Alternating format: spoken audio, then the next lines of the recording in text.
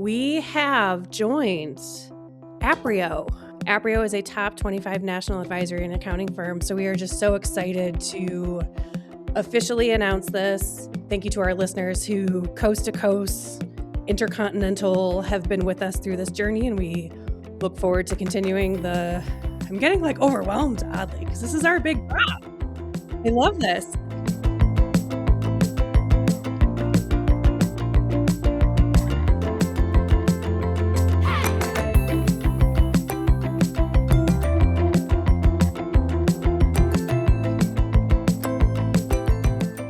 Well, hello, everyone, and welcome to the SALTovation show. This is our first drop of 2026. And kind of starts year 6 of this thing that we've been doing. And with this drop, I think, the SALTovation team has some really exciting news. You may see some changes in graphics and colors. We have joined Aprio. So we are very for this opportunity. Aprio is a top 25 national advisory and accounting firm, so we are just so excited to officially announce this. Thank you to our listeners who coast to coast, intercontinental, have been with us through this journey, and we look forward to continuing the... I'm getting overwhelmed, oddly, because this is our big... I love this. And so true. With us today is we have Carli Huband, Aprio tax partner and specialty tax team leader, and Jeff Glickman, partner with Aprio Salt. So we are just going to spend some time today introducing us as Aprio and just talking through kind of why we made this decision, what we're really excited about, and what we can do kind of in this game of relationships that we've been talking about on this show for the last 5 years, and just kind of really take that forward. So Jeff, Carli, thank you so much for being here. Thank you for trusting us in kind of this merger acquisition, this fun that we're getting ready to kind of embark on. And thank you for your patience at the end of the day. Welcome to It's Aprio. been a ton of fun already. Yeah. We're excited. Oh my gosh. And what a journey that has been, hasn't it? Obviously you along with me and my other other teammates, but we were courted. We're very blessed to be courted by multiple choices. We'd all hail from the Big Four, so that didn't really resonate with us. I did learn a lot at a regional firm, learned a lot about what small and medium business needs in America, not just large business. And so when we met with the Aprio team many years ago, actually 7 years ago, and then rekindled that over the last few years, and then really got to know Jeff and Carli and the rest of the team and the support, we knew this is the right place for our culture and vision and desire to help the community and our taxpaying clients. And so we felt that that was the best place where we would all thrive and succeed and be able to go forward with more resources, more talent, more thoughtfulness around the approach of doing business, which is how we take that position as a very holistic wraparound services. We really want to be their tax department as much as they need. And we knew Aprio was in line with that vision. And that's why I think, for me, that was a huge deal, was culture, vision, values, support, back end, technology, forward thinking. That's where we want to be in alignment for our future. Yeah, and I think what really resonated me when we went out there is just the energy, right? There's just people seem excited about what they're talking about. We met, we were lucky enough to meet a lot of the team in person in Atlanta for a visit, which was very intentionally, laid out. So thank you, Jeff and Carli, for your hospitality many, many months ago. And it was just, everyone was just really excited and passionate about what they were talking about. And so that resonated, from the client-facing professionals to the marketing team to, the operations group. Just everyone was just so excited. And it was just kind of palpable and just cohesive. When we think about joining Aprio, we thought about our team and then what it would mean for our clients. So what do you think joining Aprio means for our clients? And, Judy, why don't you speak to what we think it is? And then Carli, Jeff, feel free to talk about kind of what you all have been able to do for your clients, and just kind of how what we think we're going to do actually aligns with like what happened, what happens. Well, I could tell from just doing on the onboarding, like all the things we're going to be able to help our clients with that they need additional support for, from the small to the largest businesses in the world. You don't always have people in-house that really understand tax, much less state and local tax, much less international or any of the nuances in the tax profile. So we kind of serve as that go-between, and we want to go to a firm that shared that value of the enhanced experience of dealing with your issues strategically, and then also operationally. How do you manage them? How do you handle the ongoing needs? And that's what we came in as a SWAT team, as SALTovation at our former firm Tax Ops, where we were sort of the problem solver. But what we have found is we need to maintain those problems and serve as that go-between. And we felt that Aprio was aligned with that in terms of how do they go to market, the types of businesses they support are very much in alignment with us, which is small to medium business up to very large business with multinational, multi-state issues. So we felt that was just very symbiotic with how we go to market now. When we listen to our clients, we'll hear like, oh, well, I don't really have a bookkeeper. I'm kind of in the starting phase, or I need someone to do,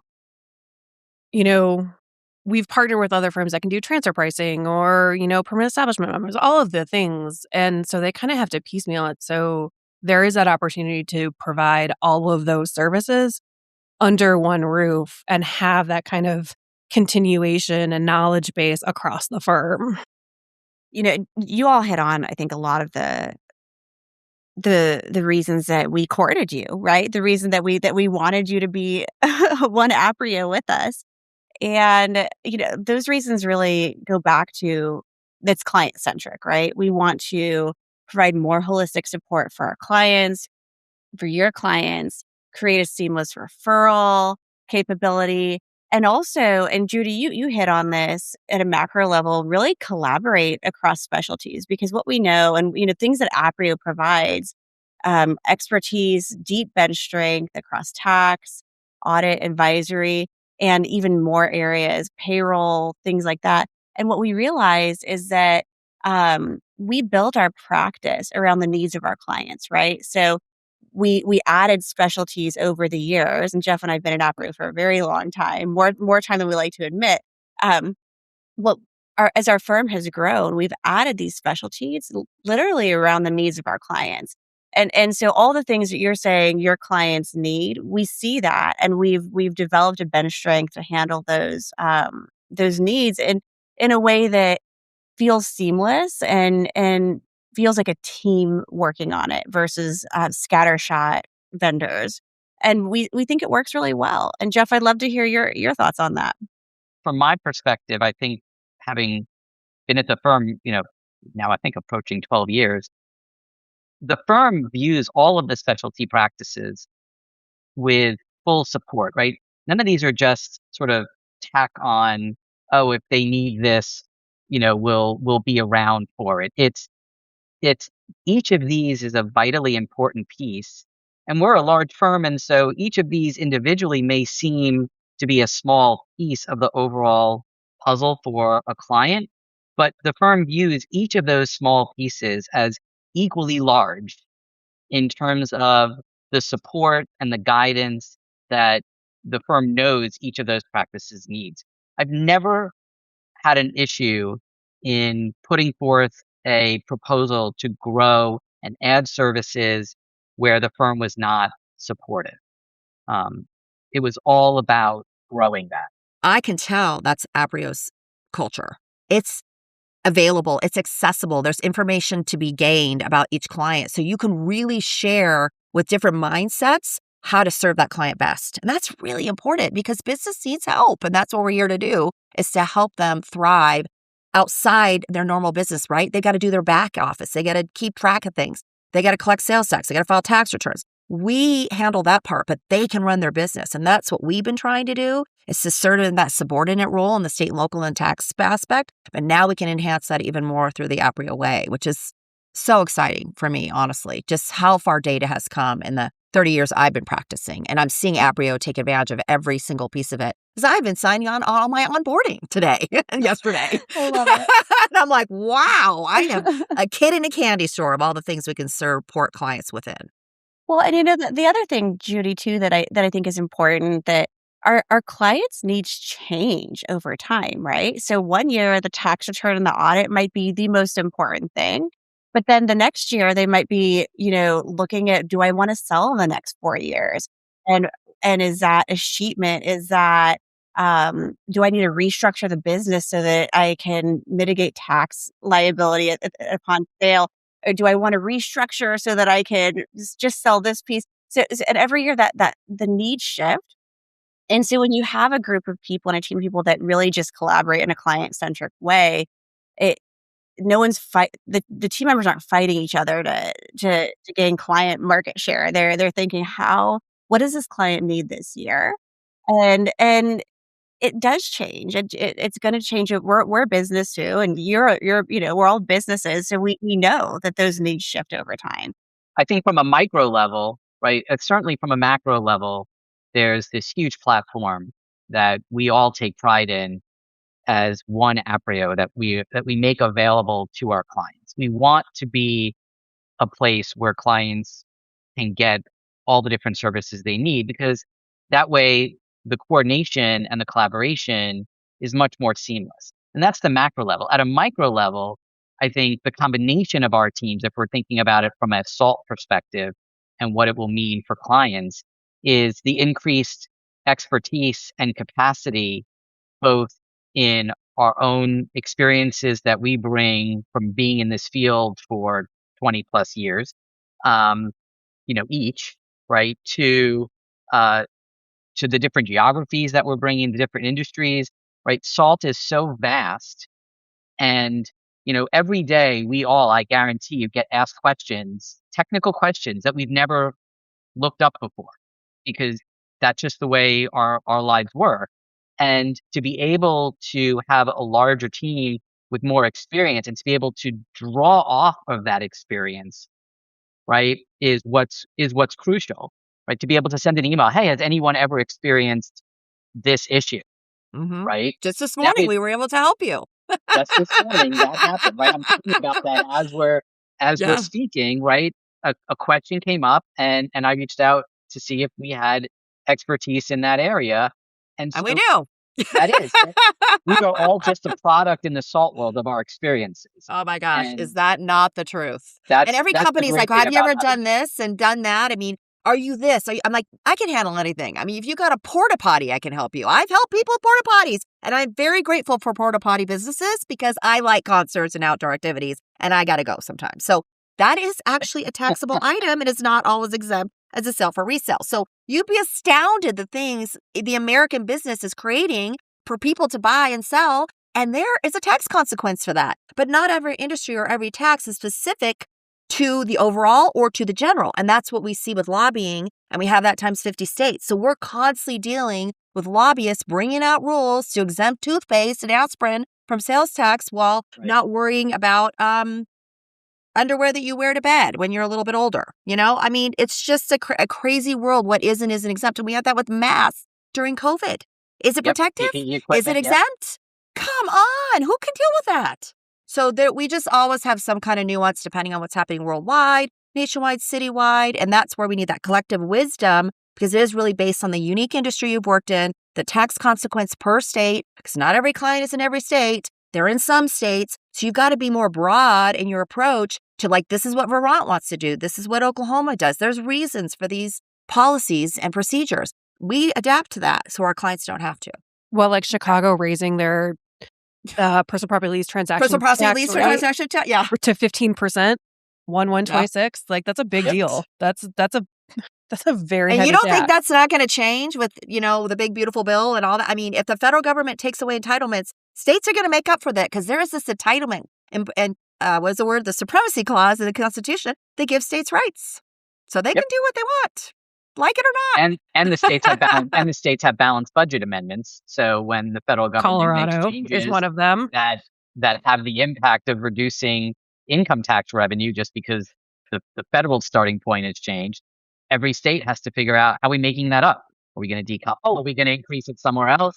How are we going to do that? Because we're Tabor, you can't raise the votes. You cannot raise tax without a vote of the people. You believe me, people don't always vote for tax increases. So it's a kerfuffle we have. We had to take away our vendor fee in Colorado because it's not a tax, it's a fee. That's crazy. And it was a $90 million impact to taxpayers statewide. That's a lot of money at everybody's, little bits and pieces. So we don't see laws as being as smartly enacted as we would like to see. That's where we come in. So podcasting is generally an audio medium. And so, some people who listen on your phones like I do, you have 3 people who are getting very giddy and like laughing about the ridiculousness of state taxes. And then we have Carli in the background, who's an R&D person, who's just laughing at us, laughing and getting so excited about how ridiculous we are. And so this is just kind of like one of those things that we're just excited about when you get like-minded people that are just like excited about the work and the ridiculousness. We know we need to deal with history because we have audits 3 to 4 years later. So we're always thinking ahead of like what we might get hurt back in the back. So we want to get in front of that so we have audit readiness. I mean, I always pride myself that if you work with us, you will not have an M&A escrow against your balance sheet. So we will take that and clean that up before you go and get sold. So that's a huge deal. We deal with a lot of things with M&A, and they have not managed their state tax footprint very well at all. And they have a lot of money against their purchase price. And we'd like to avoid that. That does You kill and a I lot of speak the deals. same way. Yeah. You and I speak Yeah. the same language. I always tell clients, like, our goal is that we work with you and you get essentially a clean bill of health if and when the time comes that someone's doing due diligence on you, right? And I Your mean, state our tax- fees always pay for themselves. Clean. One state can be clean for all states. That's how efficient we can be compared to Right. one at a time, onesie twosies. It's like, just figure out your whole footprint and then go to market and go sell stuff, Yep. That resonates way better with clients than the audit concept, because for a lot of them, the audit concept is, well, what are the odds of that? But when you talk about Yeah. it in the context of, but if you're ever looking to have an investor or sell or recap or whatever it is, someone's going to come looking. It may not be the state. It's going to be another firm with SALT expertise that's going to come looking at what you've been doing. And our goal is to make sure that they don't find any skeletons. And I think a lot of people think that's not imminent. Like, well, I'm not selling yet. I'm like, you know what? You need to be planning 5 years. You can't do it. You can't do it 6 months. No. And we have many things that get these $2 million, $3 million, $5 million against escrow. And then we're working it out post-close. That is not a pleasant experience for anybody who's on board. So it's not the best place to be. You should really be in front of it, despite the fact that it's not imminent. But everything's imminent. Right. You're going to sell. You're going to monetize your investment. No question. Well, One way or the other. To your children, to your workers. Like, you've just got to be thinking that all the time. How am I going to monetize this effort aside from everyday business? As we were going through our due diligence, I was talking to my dad, who is a retired scientist, and he was in research and development. So he led their research and development for a private food manufacturing company. And he's like, man, I would sit through these deals and it was always tax. And now that I'm thinking about it, it was always sales tax. And I was like, yeah, my dad, the scientist, now knows what I do because like he was part of, the scientific and the regulatory stuff on like the food side and like the sales side. But, he knew that at some point, because he had to sit through meetings of like people complaining about the escrows and like that there's this huge sales tax liability. And so it almost was cute that we kind of had that connection point that he could relate to kind of both what we were going through from like, an acquisition standpoint, but also he knew what I did from like a professional standpoint. I just think everybody like has an audit, has a federal return, maybe does state returns, but sure as heck doesn't deal with the sales tax sheet or any of the transaction level taxes. Why? Why is that disconnect? And why is it considered so clerical? I got my Kickstart, got outsourced to a company and did their sales tax returns by hand, coupons, copied them. They're like this big. And I'm like, if this partner's telling me this is clerical and I'm sending $1 million a month to California and I'm not sure it's right, that doesn't seem very clerical to me. That's a lot of money going across America to these different governments. So that's when I went, voila, this is a fascinating area that I really want to focus more on. And I do think any business, 5 million, 10 million, 20 million, 100 million, multiply it by 8%, that's your risk in selling to Americans. And people don't understand that. And they need to start with the transactions and then move up to the federal and so forth. If you're in a loss, who cares? You still have transaction level details to manage. So that's where I think that Wayfair case has really shifted our economy to understand, or the taxpaying community to understand transactions matter. Oh my God, I'm selling in North Dakota. what do I do? Right? Well, you got to do something. And it's not the same as what you're doing in Oklahoma or Texas or North Carolina. It's not the same. I'm sorry. And I think business owners are starting to appreciate that more, and they can come to us for that expertise. Well, and some of the kind of the reason behind starting this podcast 187 million years ago, it seems, over 100 episodes later, 5 years ago, was to kind of get the information out there, right? We built careers knowing people, and just everyone has a story equipped that they can share and kind of educate the masses. And so now that we're kind of the SALTovation podcast still, but under Aprio, like what the goal is to still keep that spirit of education and collaboration and relationships alive. But what should our, loyal listeners, shout out to a new friend in Philly who became a friend as a result of this podcast, right? What can our listeners expect of the SALTovation show going forward? I think the biggest thing to keep in mind is that y'all have created this amazing podcast. It does have loyal listeners, right? And so the goal is to do the same thing. With access to a broader pool of experts and resources, potentially new topics that your listeners may be interested in learning about, more salt-related topics and maybe with more depth and breadth, maybe things like how salt interacts with international or controversy. How are you handling your salt audits? Things like that.